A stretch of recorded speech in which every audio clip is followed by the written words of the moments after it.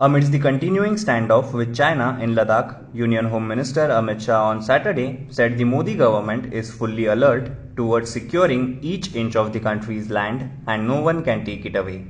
Mr. Shah also said the government is taking all possible military and diplomatic steps to resolve the standoff in Ladakh with China.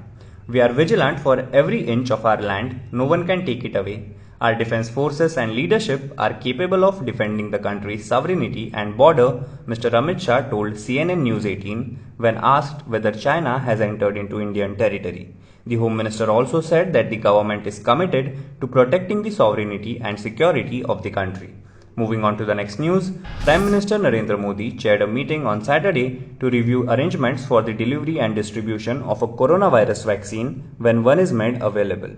Pointing to India's successful conduct of national elections, the Prime Minister suggested that vaccine distribution should involve state and UT governments and civil society organizations and should have a strong IT backbone that will boost India's healthcare system. He also called for speedy access to the vaccine for all members of the population and directed officials to keep in mind the geographical span and diversity of the country when planning logistics. Moving on to the next news, External Affairs Minister S. Jaishankar on Saturday said peace and tranquility along the line of actual control is deeply disturbed and this is obviously impacting the overall relationship between India and China. S. Jaishankar made the comments against the backdrop of the over 5-month-long border standoff between India and China in eastern Ladakh, where each side has deployed over 50,000 troops. The Sino-Indian boundary question is a very complicated one and difficult issue, Jaishankar said at a webinar on his book The India Way. Moving on to the next news, a charge sheet has been filed against suspended AAP councillor Tahir Hussain by the Enforcement Directorate in a money laundering case linked to the Delhi violence in which over 50 people had died. The central agency that investigates financial crimes told the Delhi court it has enough evidence to prosecute Tahir Hussain and co-accused Amit Gupta.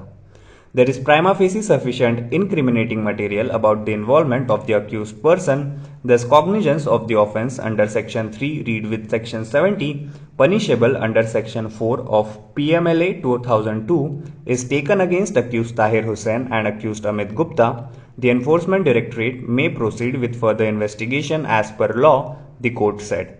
Moving on to the next news, India reported a daily jump of 61,871 coronavirus infections in 24 hours, taking its tally near the 75 lakh mark, the Health Ministry data showed this morning. The number of cases in the country now stand at 74,94,551.